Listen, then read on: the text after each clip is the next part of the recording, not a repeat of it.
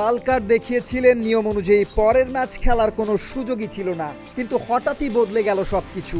ফিফার এক সিদ্ধান্তে মাঠে ফেরার অনুমতি পেলেন যুক্তরাষ্ট্রের তারকা স্ট্রাইকার ফোলারিন বালোগান। আর এই সিদ্ধান্তের পেছনে উঠে এসেছে মার্কিন প্রেসিডেন্ট ডোনাল্ড ট্রাম্পের নাম। বসনিয়া হার্জেগোভিনার বিপক্ষে ম্যাচে লাল কার্ড দেখেছিলেন বালোগান, ফলে স্বয়ংক্রিয়ভাবে তার উপর এক ম্যাচের নিষেধাজ্ঞা কার্যকর হয়েছিল। কিন্তু পরে বিশেষ আইনে সেই নিষেধাজ্ঞা স্থগিত করে ফিফা। এতদিন ট্রাম্পের হস্তক্ষেপের বিষয়টি শুধু গুঞ্জন ছিল, এবার নিজেই বিষয়টি নিশ্চিত করেছেন। ট্রাম্প জানিয়েছেন বালোগানের নিষেধাজ্ঞার সিদ্ধান্ত পুনর্বিবেচনার জন্য তিনি ফিফার কাছে অনুরোধ করেছিলেন। তার দাবি, এই নিষেধাজ্ঞা বহাল থাকলে টুর্নামেন্টের ওপর বড় একটি কলঙ্ক লেগে যেতে পারে। তাই বালোগানের নিষেধাজ্ঞা স্থগিত করে ফিফা সঠিক সিদ্ধান্তই নিয়েছে।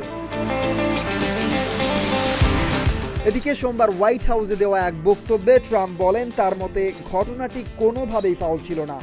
তিনি আরও জানান, এ বিষয়ে ফিফার সভাপতি জিয়ান্নি ইনফান্তিনোর সঙ্গেও কথা বলেছেন তিনি। তবে ট্রাম্প স্পষ্ট করে বলেন, তিনি কাউকে কোনো নির্দেশনা দেননি, শুধু সিদ্ধান্তটি পুনর্বিবেচনার অনুরোধ করেছিলেন।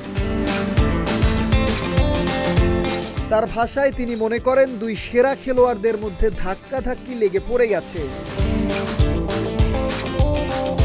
ফিফার এই সিদ্ধান্তের ফলে বেলজিয়ামের বিপক্ষে শেষ 16 ম্যাচে মাঠে নামতে পারেন 25 বছর বয়সী বালোগান, যিনি বসনিয়ার বিপক্ষে নিজের তৃতীয় গোল করে চলতি বিশ্বকাপে যুক্তরাষ্ট্রের সর্বোচ্চ গোলদাতাও হয়েছেন।